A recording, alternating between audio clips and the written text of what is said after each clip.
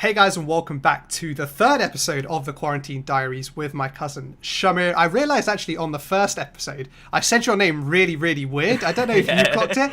When I watched it back, I was like, wait, what? How did I say your name? But welcome back. How you doing? Everything good? All good, all good. Just, photoshopping, editing, the same thing, different day pretty much. Good. Well, as has become kind of tradition, even though we're only 3 episodes in, we've got to do a trim check. Mine's kind of more wavy now, and the beard has gone out a bit more, but I think it's okay. It's kind of surviving now. How about yours? Man, I'm starting to tuck mine behind my ears now. Like, I've got none of these, flying wings anymore. It's getting long enough, so... Yeah. Hopefully, I'm actually digging it pretty long, so... We'll see if we'll keep it when barber's open. Cool. Well, yeah, we'll all see, won't we? I think I don't know, maybe I might fall in love with my longer hairstyle, because I never would have grown it this long otherwise, right? This is the only reason. Cool. All right. Well, we'll just jump straight into it. You know, we won't faff around. We won't faff around with no pleasantries. We'll go in and talk about tunes, right? So last time we talked around like my Instagram top 3 tunes. Yeah. And I wanted to talk about like albums that you kind of have on rotation. So like, I guess what I want to know is like, what album are you digging right now? And then like, what like 1 or 2 albums are your like, you know, your go-tos that you can just go to at any time, whatever you're feeling like, and you just know like you'll be gassed or happy or whatever. It will just make you content when you go back to them. So like, what's kind of one album that you're really digging and really listening to at the moment? Well, man, like, I made a playlist and on Spotify called, obviously, Shamir KP, like, nothing different ever. And I've just put songs on there that really motivate me in the morning and get me out of bed, like, pumped and energized. And those songs are actually the songs that I usually play on rotation anyway. So it's the likes of You Watch the Throne, a bit of Jay-Z, Magna Carta, the Black Album. Throw a little Kanye West in there. Yeah, man. Yeah. So I've just been having that on rotation, to be honest. Like, pretty much listening to music in the morning. In terms of, like, those are the albums. And then song-wise, if we do individual songs, maybe like Kalani and Tory Lanez, they got a song called Can I? And also, surprisingly, Harry Styles' Watermelon Sugar. Yeah. So, that's so out of character with the rest of those tunes. 100%. What about you? So for me this week, it's been KSI's album Dissimulation. Oh, okay. I don't know whether you've given it a listen or not, but like not yet. It actually, like, so a lot of people will dismiss it and go, you know, like, it's his debut album, he's come from YouTube, he's not a musician, blah blah blah blah blah. And they'll overlook the fact that actually it's a really, really good album. I think, at least, like, there's a good mixture of like energy rap, like, you know, like high energy rap stuff, and then there's more like slower, deeper stuff. Obviously there's some really, really good features in it. So like, there's a tune with Rich the Kid and AJ Tracy in there. There's a tune with Jeremiah in there. Obviously there's the tune with Tion Wayne and Swarms. So like, there's some big features in the album as well, which obviously kind of like gives it a bit more appeal as well. But like, for me, that's kind of, that in the last week has been like the album I've just been hitting on repeat on my daily walks. But yeah, like, I think it's been really, really good. Obviously today, so we're recording this on Friday, he found out that album charted number 2 in the UK. Oh, wow. Okay, which is madness. That's madness, crazy. Right? That is actually crazy. From a YouTuber to a boxer to now like a rapper. Yeah, that's exactly. Crazy. It's crazy, man. So yeah, it debuted number 2. I think the 1975 and their album, they went in at number 1. But anyways, you know, like, for a debut album for someone who, you know, is not known predominantly as a musician, that's still pretty sick. But yeah, I think my go-to album, I'd say from the last like year and a half, is Astroworld. 100%. Such a good album, man. Did you watch his Netflix special? I did. Man, how inspirational was that? Mate, it was so good. Yo. Like, the best bit I found was I can't remember what tune was it. Oh, I can't remember. but there was a scene where they're in this house in LA, I think, and they were like they were just finishing up the song. Like the majority of it was there. They were in the room with the producer. And they were just getting gassed. Yeah. Like, he was like so gassed. They were like jumping around on the sofas and stuff. Yeah. Yeah. Bro, that was sick. Man, it must have been butterfly effect, you know. No, I don't think it. You know what? I'm gonna get up the album list now. I'm sure once I see the album list, I'll figure it out. Yeah, man. But that Netflix actually brought a tear to my eye. Like, it was so inspirational. How, like, what was it, like 12 years ago? He was just performing in front of like 15 people, and now it feels like it's 15 million people, just like on massive stages. And yeah, man, it really like inspired me. Obviously, I'm not gonna become like a musician, but just that the growth and like the determination to actually be something and get somewhere. And actually, what he stood for, like his city, and the whole concept around Astroworld. Yeah. That was actually really inspirational. I love the fact that he loves theme parks, man. Yeah. I'm a big theme park fan as well, right? So it's sick that I think it was, just looking at the album list now, I think it was No Bystanders. Might have been. You've got to give me a second. I'm just gonna give it a listen now.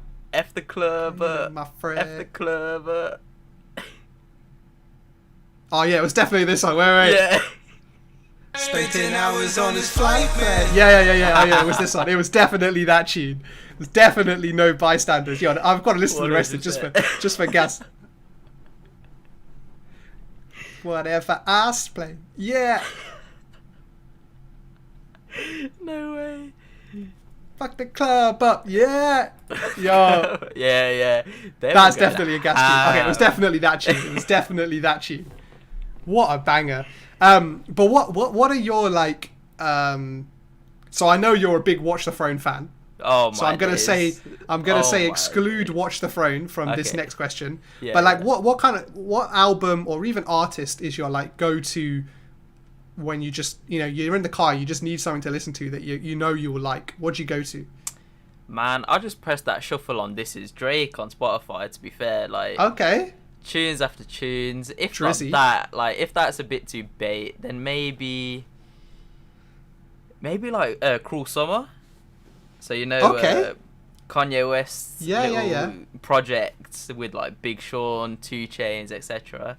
Yeah, that's really good. That's really like inspirational, you could say, like motivating. You just really want to achieve something after listening to any of those songs.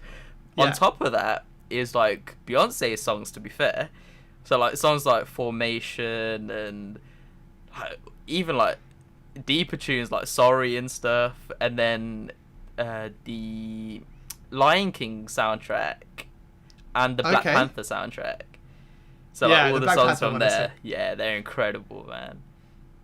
I was listening to actually on my walk just today on Shuffle came on Beyonce Party, the one featuring Andre 3000. Yeah, I realised how sick that tune is. It's so good. It's crazy. Yeah, man, that's such a good tune. But it's interesting to listen to. Like, I guess everyone has that like album or artist they can always go to, regardless of how you're feeling. And it's interesting to hear. I think just quickly before we move on from this, I think for me, other than Astroworld, if I think about UK artists, for me it's like Skepta and Microphone Champion.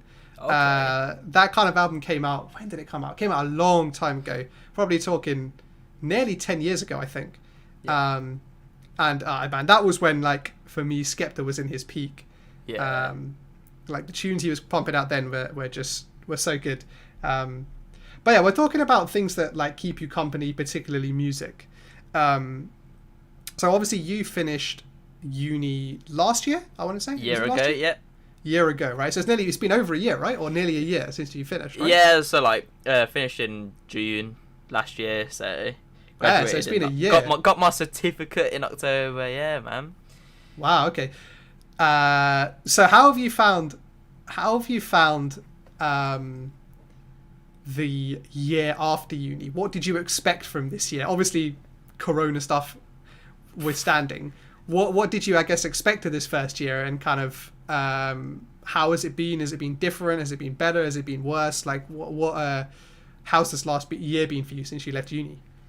Yeah, man. So obviously applying to jobs like constantly, like every single day applying to jobs. Obviously this corona thing took everything out the window pretty much. Got emails on pretty much all the same day, like, I'm sorry, we're not like hiring anyone anymore and all this stuff. But yeah, it's been interesting. I felt like I've become like more into, like, obviously the video editing and making content like that, rather than getting into a job straight away. I think it was good because actually, like, we'll dive deeper into it. Well, third year I had my dissertation and I just really hated it. Like, it was the worst thing at that moment in time. I'm pretty sure everyone's thinking the same. But you hated the subject or the process of doing it, or the process? 100% the process. The subject, obviously, I love the subject. It was about social media marketing, so that was like down my alley.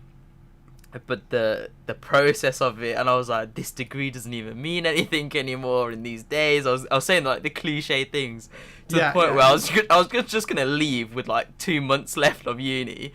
But I stuck through it, and I did my dissertation in like probably like 3 weeks or something crazy, 2-3 weeks.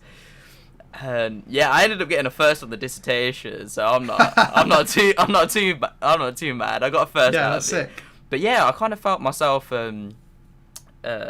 traveling away from like the whole, get a professional job stuff. So I don't think I've been like really, really passionate about that. So I think that's why I've gone into like more video editing and really like what I'm actually passionate about and what I enjoy doing, to be fair. Yeah. Interesting. Because I did the complete opposite, right? I did the complete opposite. I decided that when I finished uni, I wanted to, because the way I thought about it was by the time I got to 21, I'd spent my entire life learning to do things. Yeah. And I got to the stage where I just wanted to do things rather than learn about doing things. And I'm very much a believer in learning by doing rather than learning by reading or learning by 100%. Theory or whatever. And so I made that jump straight into a job, and I've pretty much been working now for 6 years straight. I think the one thing I've learned, which is different in your situation, is I probably wish I did take a year out at some point, either before uni, after uni, or something like that, because I feel like I'd not had any time to like focus on me, really. Exactly, yeah.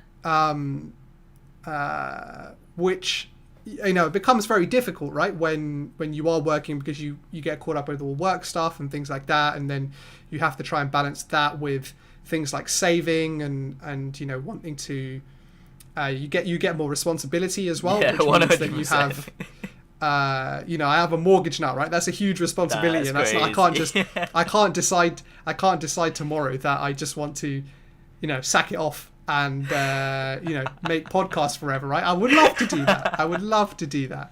I just kind of you're not in a position to do that anymore. But I guess it's different, as they say, different. Is it different courses for different? Different strokes for different folks. Different strokes for different folks. That's the one. I was like, what is the saying? But it's so very true, right? 100%. For some people, it makes sense to make that jump straight into kind of a structured corporate job. And for other people, that can actually be quite suffocating. And actually, they get themselves into a really bad state if they do that, if they're not kind of ready for it or are not kind of fully bought into it. Yeah. But if we just like rewind the clock a bit before, instead of going into what we're doing after uni, we go right back to kind of like the beginning of uni. If you could think back to like 18-year-old Shamir, wow, what were his expectations of uni? Like what did he go into uni thinking he was going to do and learn and achieve or whatever? Oh wow, good question. Okay, so if I was to rewind back all to that little boy, yeah, I was probably thinking,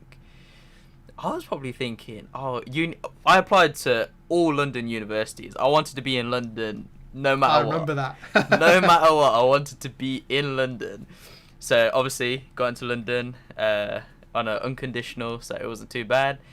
And then, yeah, man, I was just expecting party after party after party, and it was exactly party after party after party. From the learning perspectives of things, I knew obviously the rumours went around that first year didn't count, and obviously it didn't. Yeah.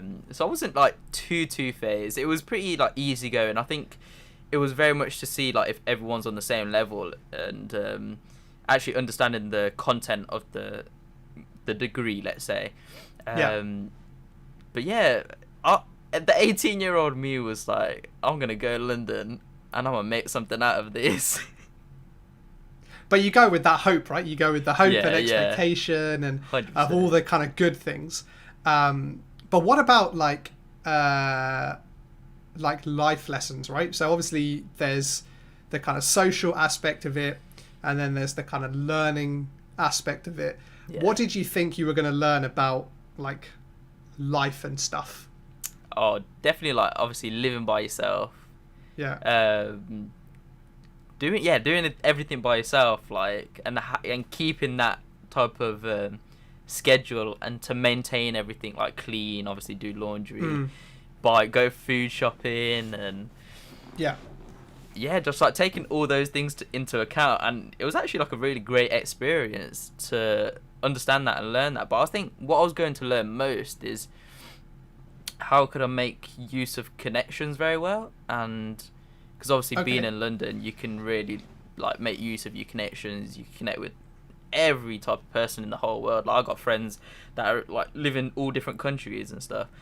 So like really building my connections and network, I think, was like the main reason to go to London, because I could have gone to Coventry uni in Coventry. Yeah. But yeah, I went to the London one, and in hopes to build like really good connections and stuff. Yeah. So then if you were to go to third year Shamir, who's just graduated, got his first in his dissertation, feeling gassed with himself, what are the things that you would say he learnt? What things did he really learn the most, either about himself or about the subject or about life or whatever?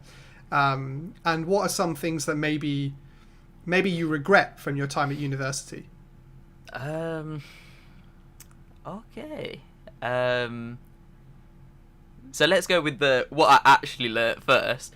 So what I actually learnt, I feel, was like obviously living by yourself and doing all those things by yourself, like making new meals and cooking and stuff. And then that's when I actually started gym, throughout uni. That's when I started to go to the gym. So learning about that, learning about workouts, etc. And then, so what was the next bit to your question?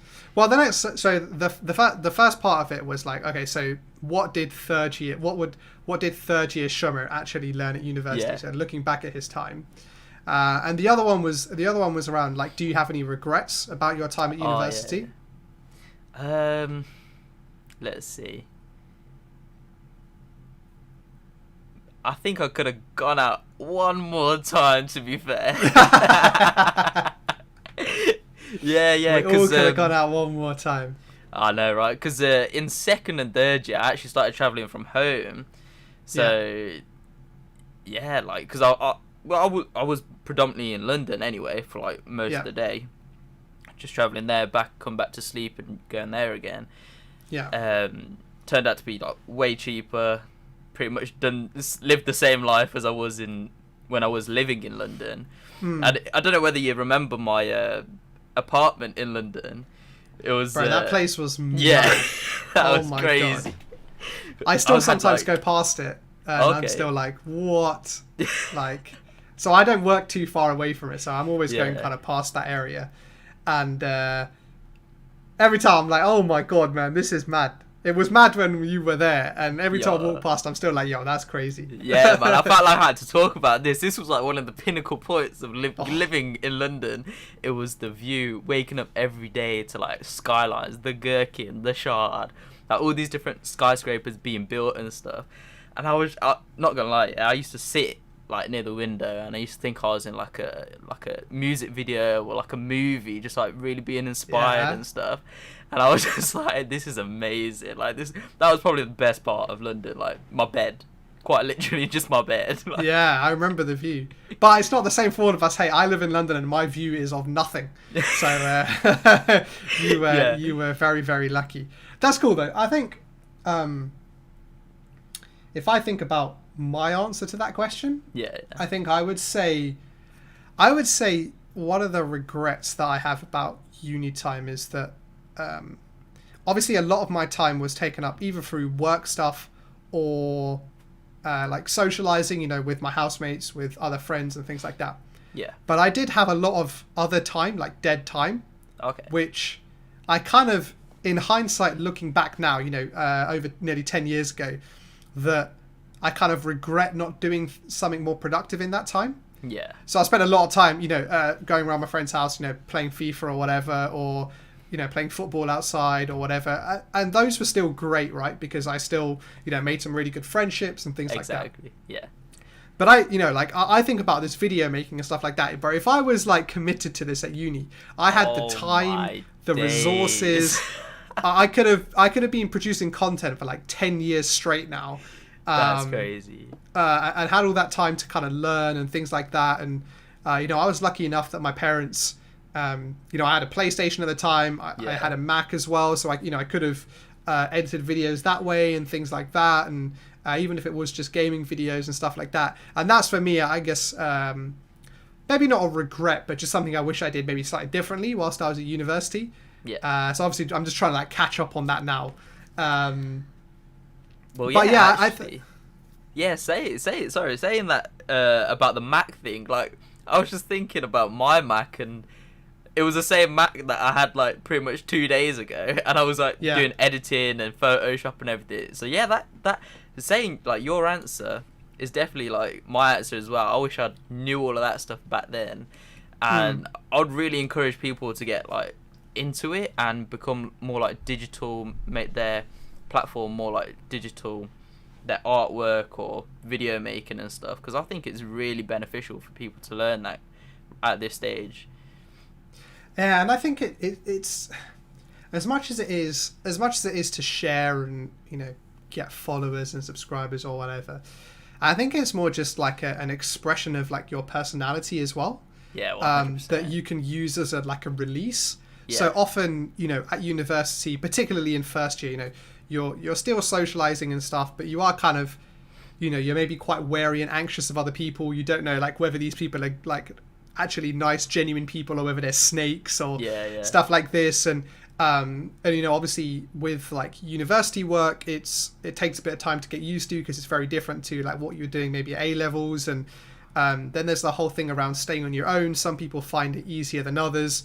And so I think like creative things like videos, photos, art, music, they're all just kind of ways for people to release in things in ways that kind of makes them feel more comfortable. Yeah. Which is why I think everyone should, if they have an interest, do that, post content or whatever, because it just lets you kind of get out what you want, right? Like I love 100%. doing things like this because maybe I've got things going on in my head that I thought I wish I could share to people, but I don't. Yeah. I'm not necessarily always talking directly to someone about it.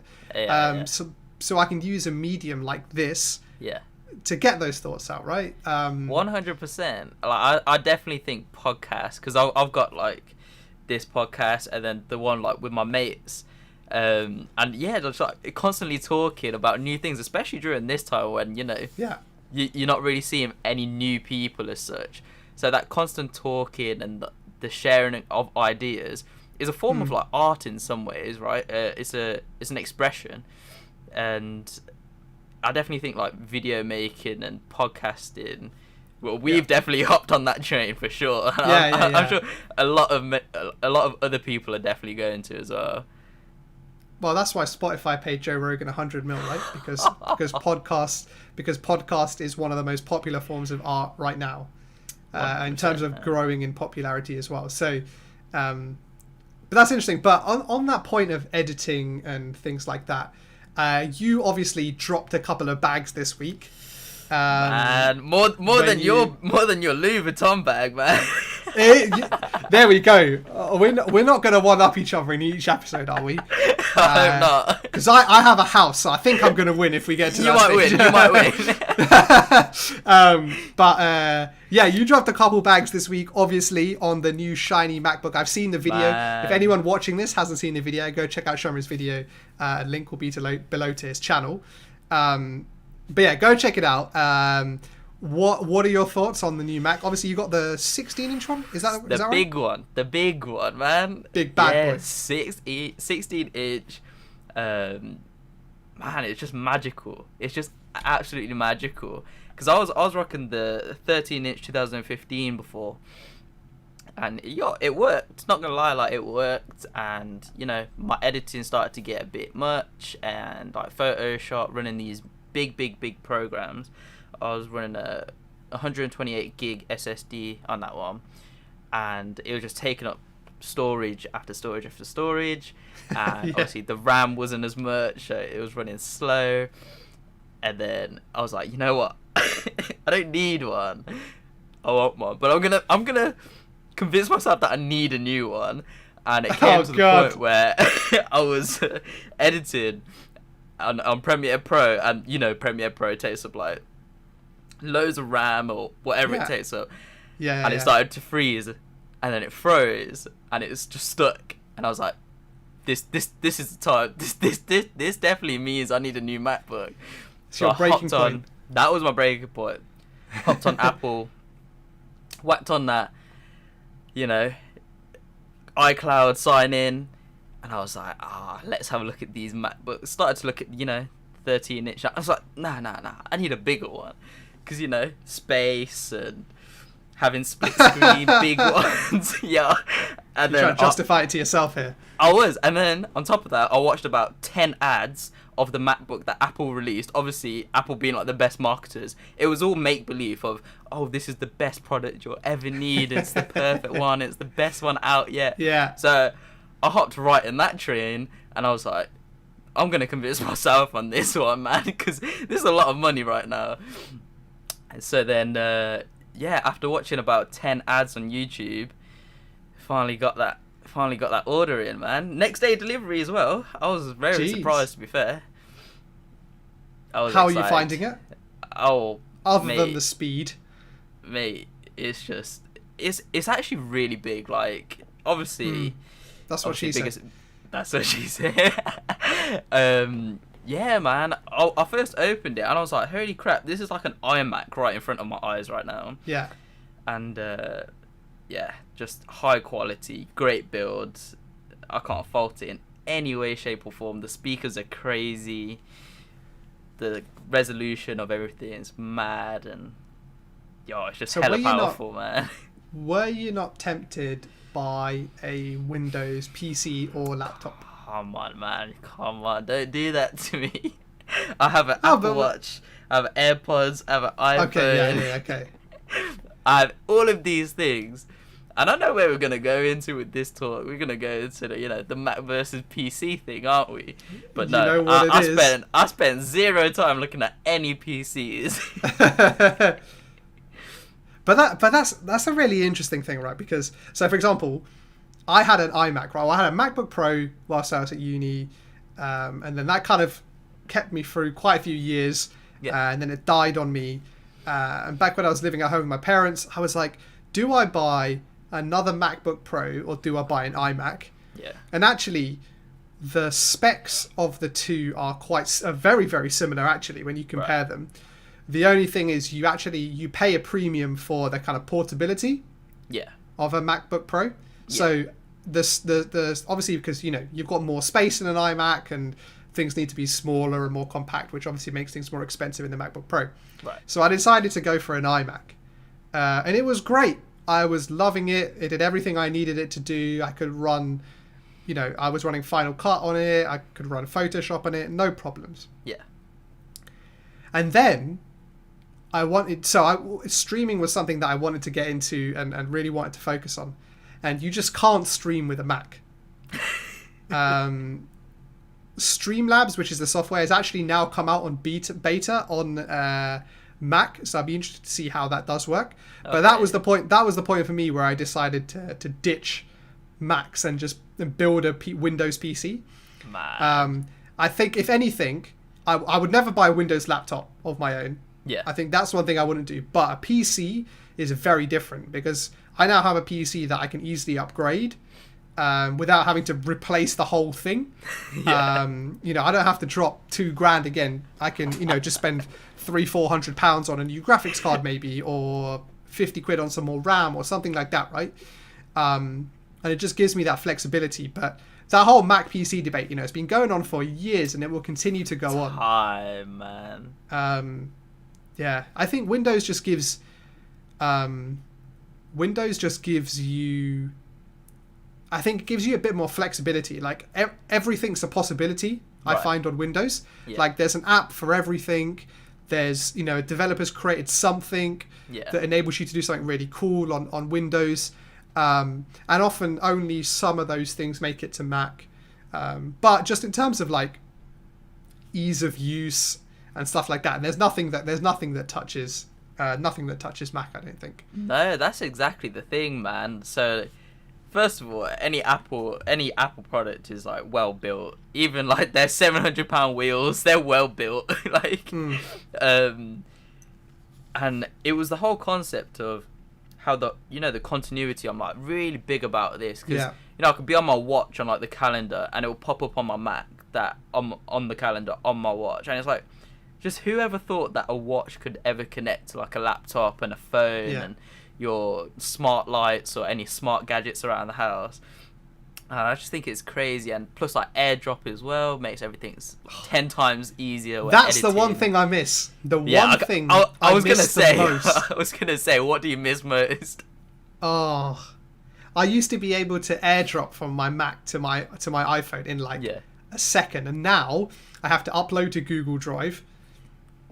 Then I have the Google Drive app on my phone, and then I have to save documents or photos or videos from Google Drive to my camera roll. It's the most inefficient way possible of doing it. It's so frustrating. That's the one thing I wish I had on Windows. Man, I'm shaking my head loads right now, man. Yeah, so like, what are your specs actually for your PC right now? You know what? Let's have a look. Let's have a look. This PC properties. Okay, so what am I running? So I am running a Intel Core i5 9600K, which is obviously they brought out the 10th gen literally just last week. But this is an overclockable CPU. Okay. So it means I have it hooked up to a water cooler, which means that I can basically just overclock it and get more performance from it when needed. I've got 16 gigs of RAM. I've got a Asus gaming motherboard. What else have I got? I've got my graphics card is a RTX 2060, which is kind of like it's kind of like the mid tier of like Nvidia's graphics cards. What else have I got? I've obviously got another network card, and I got a couple of fans, and then I got a couple of SSDs in there just for storage. So I've got plenty to deal with. Plenty to keep me company for at least a couple of years before I need an upgrade. But actually, just speaking on that, and whilst you were speaking on Premiere Pro, something came to mind, which I don't know whether you have it or not yet, but just I think about a week ago, Adobe released a brand new update for Premiere Pro. It's 14.2, I think. Actually, let me just check. So basically, so for any nerds watching this, and maybe you know this as well, Shamir, or not, I don't know. But so previously on older versions of Premiere, when you're exporting and rendering a video, hold on, let me just check the version number. I think it's 14. I'm just looking at the version 14.2.0. Okay. So that's the latest version. But anyways, so for any nerds watching, right? Premiere Pro, when it renders and exports your video, in previous updates, previously it was solely using the CPU to do that encoding, right? Yeah. So what it did, you will see if you have any kind of stats on your computer, you will see that when you're exporting a video, or your CPU usage goes very, very high, you know, very almost high. 100%. It almost goes 100%. Your fans kick in, the temperature rises. I think my MacBook is about to take off at any point. Exactly, right? And so what? And this kind of always been an issue with Premiere Pro, that basically the speed at which you could export was just your CPU was a bottleneck, right? You could have the fastest CPU, but that would still be a bottleneck. Now, what they released in this 14.2 update is what it does is it uses, because obviously your graphics is part of your computer. Yeah. So I think in your MacBook Pro, I think it's integrated. I'm not sure. Obviously on my PC, I have a separate graphics card. Right. What it does is it uses both to encode and export. So what it means is that if it, like, I think I've watched a couple of videos around like exporting times, but literally we're talking like 60 to 70% better exporting times. Yo. So like this, like, so a 45-minute video. So I'll give you an example, right? The last Quarantine Diaries video we did, which was I think like 49 minutes, I think, something like that, right? It was about an hour. That took me around 32 minutes to export on my PC. Right. It was a 1080p video, no 4K or anything, no fancy effects or anything. I tried exporting that video again with the new update, and I did it in like 10 minutes. Yo, so today, with the video that you just watched before this podcast, I was, had my laptop, finished editing, blah, blah, exported. And I was just like on my phone for a bit, and I was thinking, yo, where did this export, status bar go? Like, where's it gone? It already had done. Mate, it's mad. So I don't know whether that was like the new MacBook. Obviously, the new MacBook helps, but maybe it could have been that as well, because I know I did it's a mixture of the two. Yeah, it probably is, because this took rapid. It was only a 5-minute video, but I literally looked down at my phone, scrolled a little bit, and looked back up, and it was gone. I was like, it's mad. Fair enough. If anyone watching this that uses Premiere Pro doesn't have 14.2.0, get it. Like, just get it. It's so, like, it shaves. If you make lots of videos and things like that, it can shave hours off your life. Yeah, quite literally. You can get so much time back. It's such a useful thing to have, and I can't believe it's taken this long for Adobe to, really like utilize the power of the GPU. Exactly. To export, but I'm just glad it's finally there, and I'll be enjoying exporting this video much quicker than I exported the last video. 100%, man. But that's my nerd fest over. that was a huge nerd fest. I actually loved it. It was a nerd fest. But it was a nerd fest. Yeah. Go on, carry on. No, I was just gonna say, and one other thing that I guess I wanted to. One thing that I watched this week that I wanted to touch on, get your thoughts on, as well as kind of share my thoughts to the audience, is around True Geordie's podcast with Mike Majlak. I think that's how you say his surname. Majlak, yeah. Majlak. That's how. Majlak. It's one of those kind of American, Germany sounding ones that I never know how to say. Man, that was a hard-hitting podcast. 2 hours of realness, that was, man. It was just realness, wasn't it? Yeah, that's actually the word, right? I don't think there's a better word to describe it. It was just realness. Like, it just, like, I watched it, and the thing that hit me the most was, like, I realized how much of a bubble of a world I live in. Yeah.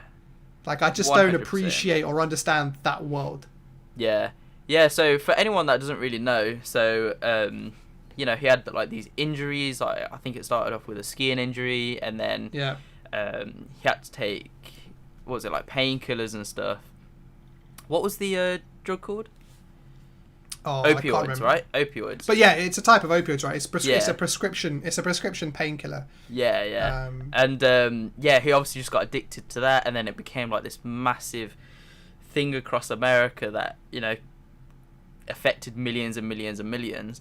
And he was one that was affected by like drug use and addiction and stuff. So he suffered for 10 years. I mean, go and look at his stuff, he'll tell you all about it. But yeah, that kind of seeing what's really interested me and, you know, kind of made me think about life and like the appreciation that we don't have to go through those things, you know, or like we're not going through those things currently, and really how you can come out of bad situations as well and make something of yourself. So he's obviously really popular now, like, not to mix followers with like success, but like 1 million followers on YouTube, over 1 million on Instagram as well. He's got a book out, and he's like, how you can kind of like almost 360 your life, like 180 your life, and become something. And I think it gives a lot of hope for a lot of people, and I think that's what his drive is to do, to like give hope and to give motivation for people to get out of those who are in addiction. But yeah, like my thoughts on that podcast were, yeah, man, like 2 hours of pure realness. I watched it in one sitting. I was like, this is what I'm gonna concentrate on right now, and man, it's like pretty life changing. What were your thoughts on it? Yeah, I think I hadn't used the word realness to describe it, but it's so right. Like, I think if his story teaches you anything, is that if you think you're in like the worst possible situation, things can always get better, and there always is hope. It's never, it's never too late. Like, there's always things that can turn around and change, that can work in your favor when you least expect them. And so when you're down or going through a tough period, just always keep that in perspective, and also try and, where you can, be as optimistic as possible. But I think like, as well as he has his history, I think one thing that I kind of got from it, and admired, I don't really know too much about him, but admired more about him from watching that, is now that he's in the position he's in, like his work ethic and determination and motivation now. He's not, he's 35, right? Which is a lot older than Logan. He's got a lot more years of experience and things like that. And but he is still kind of keen to grow and expand himself in the things he does and how he does them, and in his relationships and all that type of stuff. And I think that's the bit that, he's kind of got that, not rags to riches, but difficulty to triumph kind of story. And I think it's easy to get caught up in that story, but it is a very powerful story, don't get me wrong. But I think now that he's in the position he is in, I think he's doing lots of things for good, like the book, like sharing his story. Those things are really, really like important things to many people around the world. So I kind of like more admire him now in his today position. 100%. He's got his head screwed on. I kind of, maybe like many UK people did, right? Like, kind of dismiss him as part of the whole Logan Paul hate and all that type of stuff. But like, you listen to that podcast. He definitely won me over 100%. I wasn't a big fan. Now I've been checking out his stuff. I follow him on Instagram now. You know what? Like, he turned me around, man. He turned me around. Like, I'm a fan now. That's so crazy. Yeah, because during the whole like KSI and Logan thing, I was rooting for Logan like all the way, to be fair. Oh, what? No! Like, how can you be Team USA? It was like I was living in LA, man. Like, I was rooting them. And part of that reason was because, like obviously Logan made that mistake, but how he turned that around as well. And you've got like two people turning their lives around, and I found them like really motivating and inspiring. And like in Mike's case, you can literally, your life can benefit in any random circumstance. Do you know what I mean? And you can make anything out of your life. You could be what you want and stuff like this.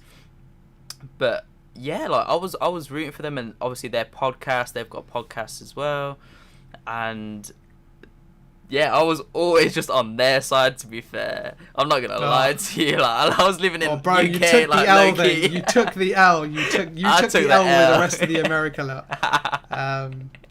But yeah, like it's yeah, I think I really admire him. And actually, just before this, so I saw after watching your video, because obviously you had a little feature in there of the new Maverick clothing line, Right. and I was like, yo, this kind of looks quite nice, It So does. I did a quick Google, went on Maverick.com, and I was like, yo, this stuff looks kind of fly, It is. It looks kind of cool. I'm not gonna lie. Like, yo, Logan kind of smashed it with that clothing line. I think it looks sick.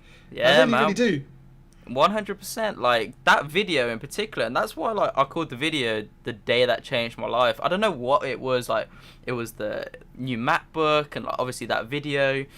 Yeah. And it was obviously the song as well, which, I could have said, like, when we're talking about music, but it's called On My Way by Rio Cragen.